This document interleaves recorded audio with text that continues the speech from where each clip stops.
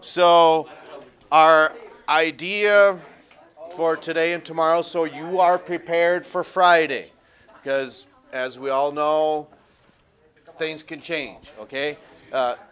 It's starting to snow now. The wind is going to pick up, okay?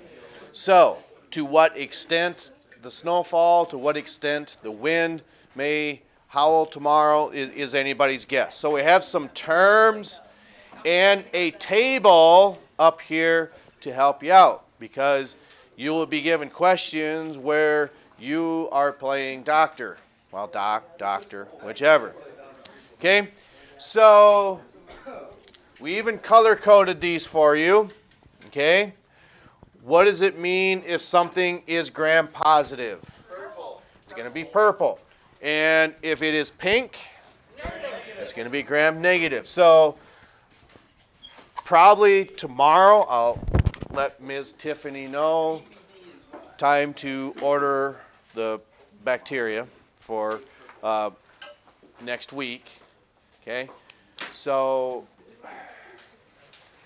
it's tough to, it's all individual. You may work in a group, but you have your own slide. Yes? Are those the vocab terms that are going to be on the test? We haven't gone over. We haven't gone over all of those. We've gone over. Yes, we have. Not all of them. There's some on there, correct. These are additions. We'll talk about those. Okay. Now, it's a little different trying to order live organisms around a weekend, okay? You probably don't want to order anything on Monday. You probably don't want to order anything definitely on Tuesday or Wednesday. Why might that be?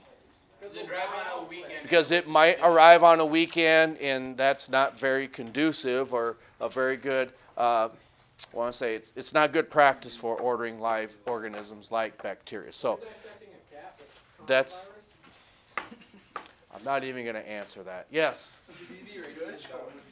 I would, but you don't have to write this stuff down, because if you can follow along with the logic, if you can do it today, chances are you can probably do it tomorrow. You can probably do it the next day. Okay?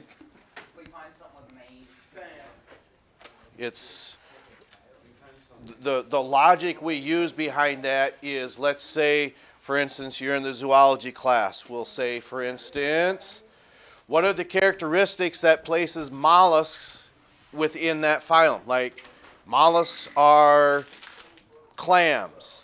They are the cephalopods like squid, octopods, nautiloids. Okay? Well, they've got a shell and they got a radula. We go over that every day. That's how we'll start a class. Because if you don't know it today, you're probably not going to know it tomorrow. You're probably not going to know it the next day. That's why we go over it. Okay? The next day. Yes. Is there a reason why antibiotics is written in black? No. Or is it just written in black? I didn't hear the question. He was wondering if there's a reason why antibiotics was written in the black marker. It's just a coincidence. Okay? So the reason that we say this is, more often than not, okay? Well, I guess I don't need to color them in. These are what we call cocci-shaped bacteria. Okay? So they would be spherical and they're purple. These are gram-positive types of bacteria because they're purple. Okay? And then for the most part, what you'll see in your activity is rod-shaped bacteria are negative. Sorry? Like, are we supposed to write Do you know what this means? It's gram-positive. That's all we want you. That's all I want you to know. No. No. Okay? I thought a visual aid would help. Okay? So, same thing. What might a veterinarian do after an animal dies? What's called posting. Do you know? Yeah, take the blood. I don't know if you take the blood, but you might cut them open and try to decipher, okay, this pig, this steer, this cow, it's got purple dots on its liver. That might be some sort of bacterial infection due to maybe a type of hepatitis or something like that that affected that animal. Okay? So it's not just humans that you might use this for, it's also used on the farm as well. Okay. It has to be passed from one organism to another where you got to break the skin. I don't know. Something, I don't know. Something from nature would maybe it's not animal driven. Maybe over time, probably. Yeah. Okay. So what this means then, if you are the doctor, okay, and you pass these offers. These, yes, what? Isaac's drawing inappropriate things. Thanks for wasting class time. Thank you, Isaac. Yeah, no kidding. Why don't you take that down to Mr. Johnson and show him? Take that down to Mr. Johnson and show him. This is how you view class time? I did not do that. Show it to Johnson. I would never. Okay. Okay. So the lab technician follows the orders and does the procedure and determines it's a gram-positive or gram-negative bacteria. Okay. And the greater the number, the greater sensitivity of that antibiotic means it's better with its effectiveness. So if the lab technician says, okay, we've got a gram-negative bacteria that is causing problems with someone, they're going to prescribe what then? Antibiotics. Why are you right? Yeah. Is it going to have an effectiveness on gram-positive bacteria, flax oil? No. Maybe a small amount, but not as much as flax oil. Okay? Then if you don't know, okay, if you don't know what you're dealing with, okay, what would be the best treatment that a doctor would prescribe? You don't know what it is. Because we ain't doctors. Aspirin or penicillin. Amoxicillin. No. Aspirin, No. black oil. The one on the top. Yeah. Antibiotic. Why would a doctor prescribe antibiotic if they don't know what it is? Because it's a basic bacteria. It targets both. It targets both of them. Has equal effectiveness on gram-positive and gram-negative bacteria. Okay? So then we said gram-negative bacteria, then the greatest effectiveness on gram-positive bacteria would be anisin. I made a lot of these names up, okay? You would never use flax oil, okay? We know that's not an antibiotic, it's more so an anti-inflammatory, okay? Just made that up. And this, I believe, you used in livestock, okay? That's, it. I wouldn't say lubricates, it just aids in. What one you use for, like, say we had a gram-positive, like, disease thing or whatever, you have to know what one to use with. Yes. Yes. You don't have to memorize this. You are interpreting that. I wouldn't expect you to memorize that. Right by what one what you use. That's what we're asking you. No, can you like write it up there so I like Were we paying attention? yes? Okay. I got 3 others we can talk to. Yes. How are we supposed to do this if it's made up? Okay. He just made up names. The real names will be up here on Friday. These are just, what do I say, symbionts or just substitutes. Just throw in Yeah. some filler words. Right, right. So I'm confused. Okay. How will he know what those other He's not gonna have the fake. You don't have to know the word. You just have to know what it targets. Right. Okay. So the first thing, and I would love to help you, so I can only do so much. Okay? So we said the first one was, what would a doctor prescribe if it was gram-negative? We said this one. Okay? Because if it's gram-negative, it has the greatest effectiveness because that 3 is there. Then we said, what is going to be a treatment for a bacterial infection if the doctor does not know what it is? Doesn't know if it's gram-positive, doesn't know if it's gram-negative. Okay? So if you don't know what it is, why would you not do aspirin? It has no effect on gram-positive bacteria because it's a 0. Okay? So then would they prescribe this anisine?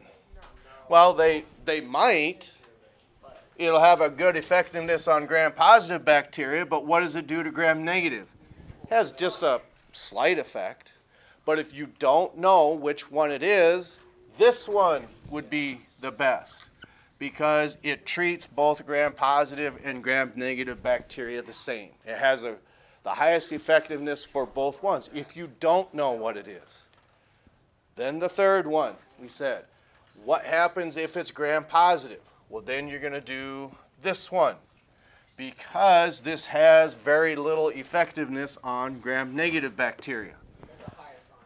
Then you still have no idea what it is. The worst thing you could do is which one? Penicillin. Oddly enough, penicillin. Because it doesn't have higher numbers like these do, okay? Even though this has a 0 and that's got a 1, okay? This one has a 2, so it's going to be pretty effective against gram-negative.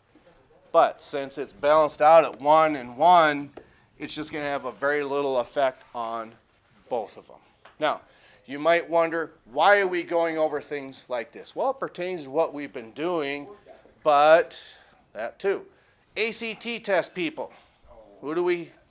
When you take the science portion, a lot of it is reading and interpreting graphs. Here you're getting in questions and you are interpreting what it is. This is meant to help you out on your ACT test scoring. Okay? We're not doing this just to get our jollies and kicks and ha ha ha ha ha with this. The rest of you, yes, that's your work ethic. Thank you. Okay? Yes, sir. Okay? So then the fourth one we said was this one, has very little effect on either one of them. Okay. Next, can we close the door on this chart? Okay.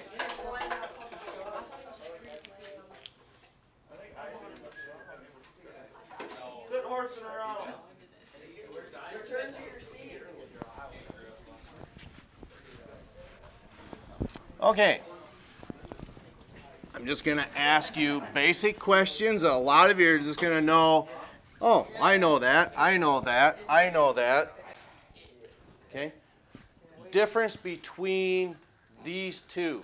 What are we talking about between a lytic cycle and a lysogenic cycle? But what is it? What are we talking about? Bacteria? No. What? Viruses. Okay? So it's not that having a virus is a benefit, but it could be for treating cancer. We don't know. Viruses might be a treatment for different types of cancers. Okay? Chemo would mean you're taking chemicals and it's not like a smart bomb. Okay? In other words, you launch a bomb, it takes out everything. There's collateral damage. Okay? A smart bomb has just a small localized effect.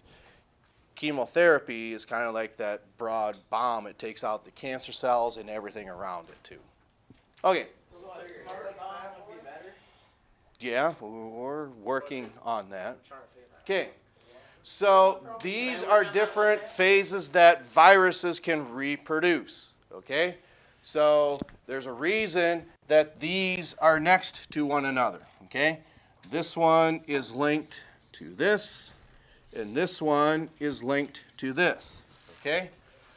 Which one of those, let's say, lays in hiding and comes back at a later time? There's two things that we probably talked about in class when it comes to viruses that will stay in hiding and then they show up later on. Well, it's can be a retrovirus, not the flu. Cold or cold sore. Like, No, no retro.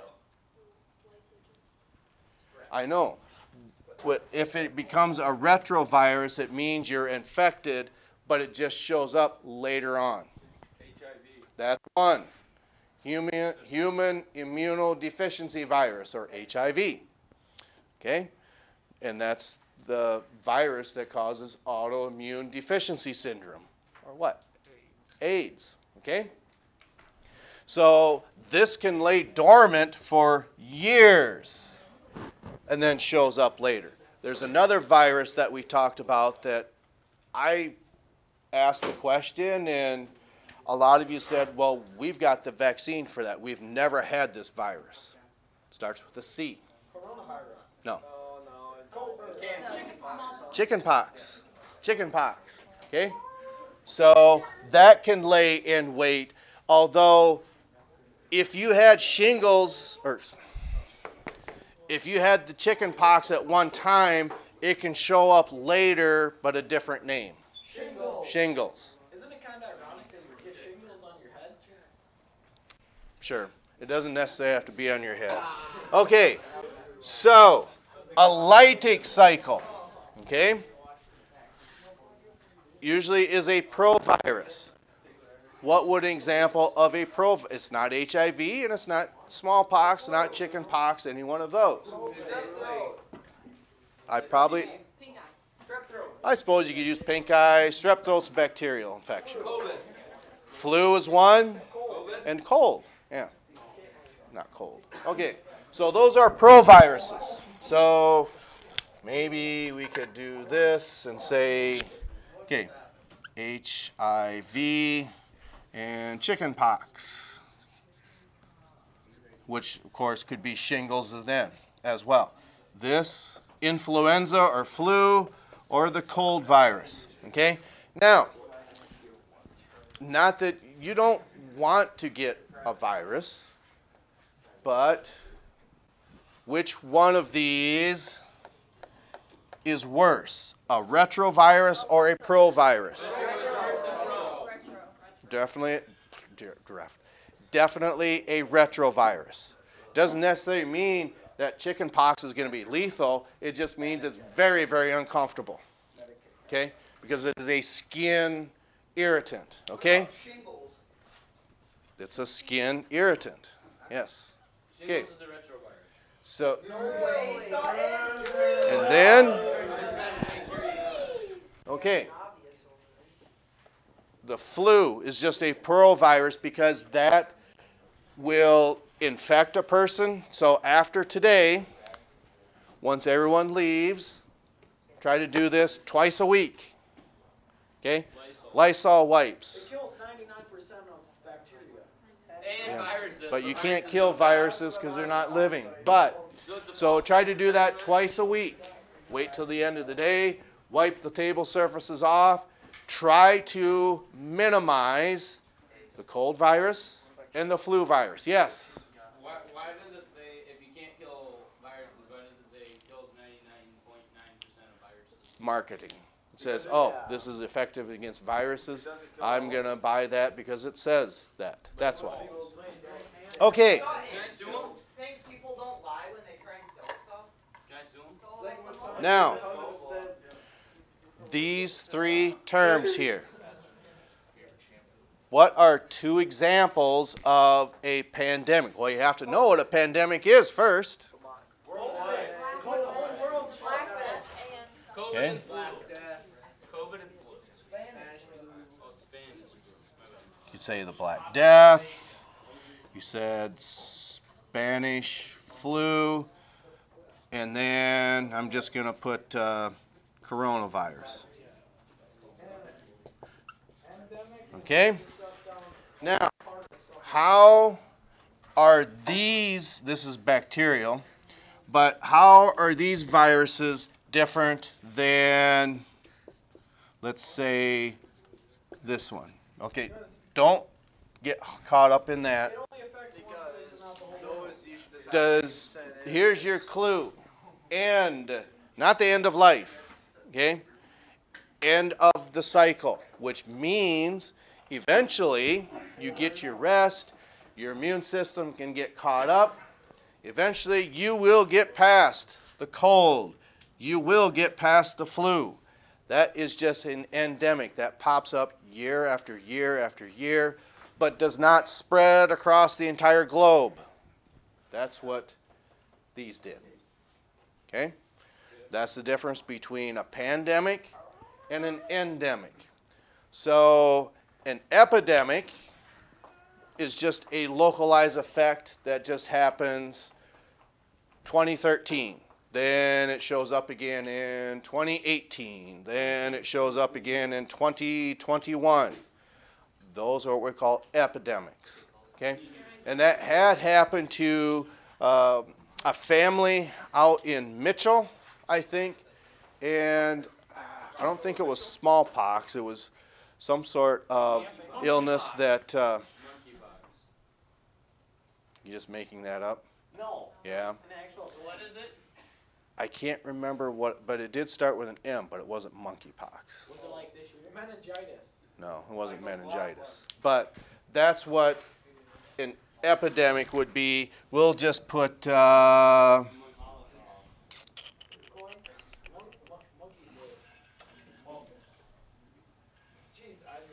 but monkeypox is no, we'll just put smallpox. No, a better one would be this.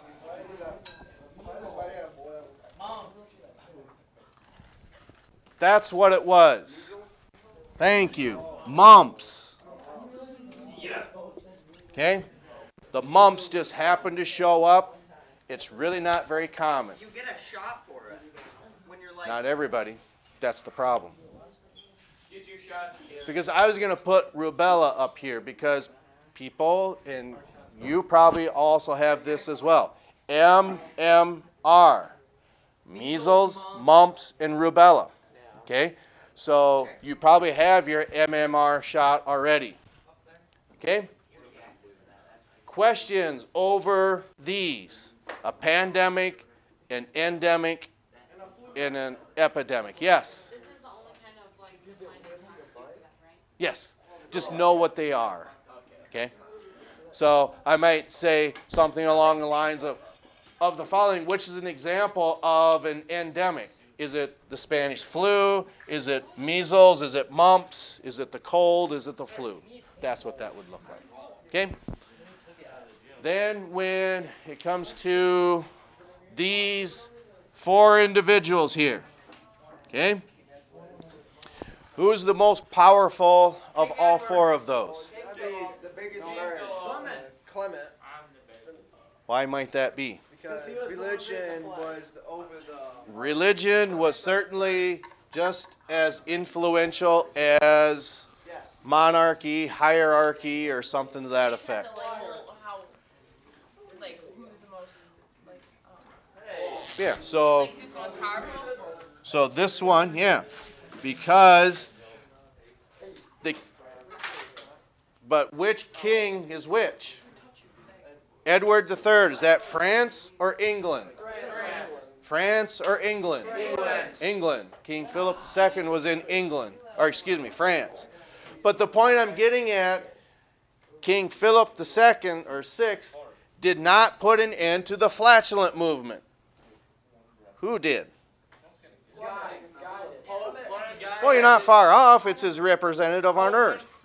Pope Clement VI put an end to that. Okay? Then who might be, as far as the plague is concerned, the next most influential person? Why? Because this guy was the personal physician to the Pope and to the king. So chances are, if he's got any suggestions, he's going to pass it off to Clement VI, because he even had a treatment for Clement VI. What was that? The fire ring. Say that, but can you be a little more specific? Like smoke. There were 4 vats of fire that surrounded him. Why was that a good treat? It's not very conducive. Kills the bacteria. Right. So it's probably going to keep the rats away. If there's no rats, there's no fleas, there's no miasmas coming through the air, because it is so hot there, it's going to not vaporize the bacteria, but sterilize them. That's right.